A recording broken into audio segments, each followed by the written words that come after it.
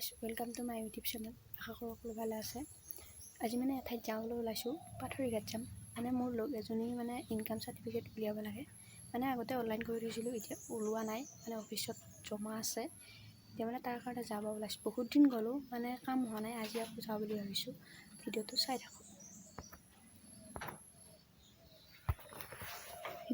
থাকোঁ। কৈছিলোঁ মোৰ এখন মানে গাড়ী কথা, মই এইখনেই লৈ যাম। মানে অ'টোত গ'লে মই এইখনেই লৈ যাওঁ আৰু মানে ধৰ যিহেতু আমাৰ ঘৰত গাড়ী চাড়ী ল'বৰ পৰা ব্যৱস্থা নাই, সেইবাবে চাইকেলেৰে অহা যোৱা কৰা হয়। দেউতাও চাইকেল লৈ যায়, ময়ো চাইকেল লৈ যাওঁ, ভণ্টিয়েও চাইকেল লৈ, মানে গোটেইখিনিয়ে আমাৰ চাইকেলেৰে অহা যোৱা কৰা যায় ক'ৰবাত গ'লে। তেনেকুৱাই আৰু এতিয়া যাম। ভিডিঅ'টো আৰম্ভ কৰাৰ আগত চাই থাকক। যাব আৰম্ভ কৰিলোঁ পাথৰিঘাটত, চাই থাকক ভিডিঅ'টো। তুমি যেন পপিয়া তৰা আকাশৰ বুৱতী তুমি যেন আৱৰি। এইখিনিত মানে আমাৰ অলপ বোকা হয়, চাইকেল চলাত অলপ অসুবিধা হয়। তেওঁ চলাওঁ আৰু ৰ'দ দিলে অলপ ভাল আৰু যদি যায় এনেকৈ ফুৰিব লাগিব।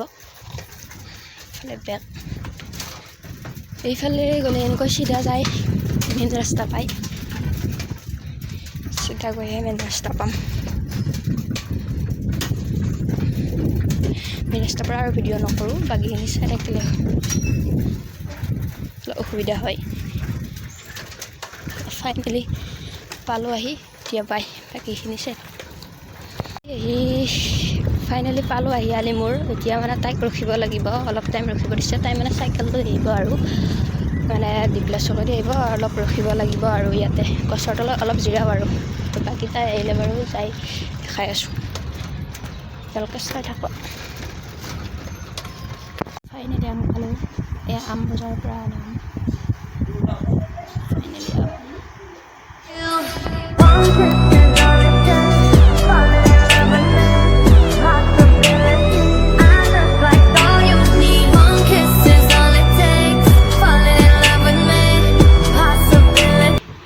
যিহেতু ঘৰৰ পৰা ভাত তাত খাই আহি আছিলোঁ, মানে তাই ভাত খোৱাকৈ মাতিছিল, ভাত খাই আহি গ'লোঁ। এতিয়া ঘৰত যাম, মানে ডিপ্লেছকতে যাব লাগিব আৰু ভাত তাত খাই একদম আহি আছোঁ এতিয়া।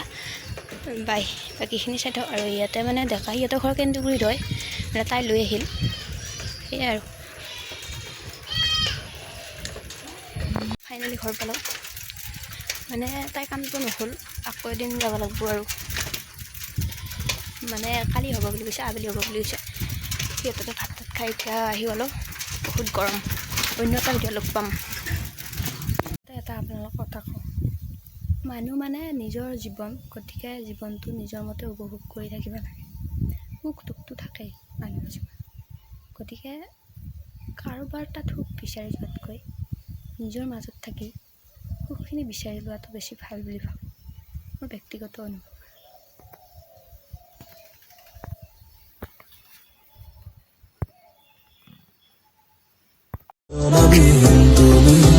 শব্দবিহীন মই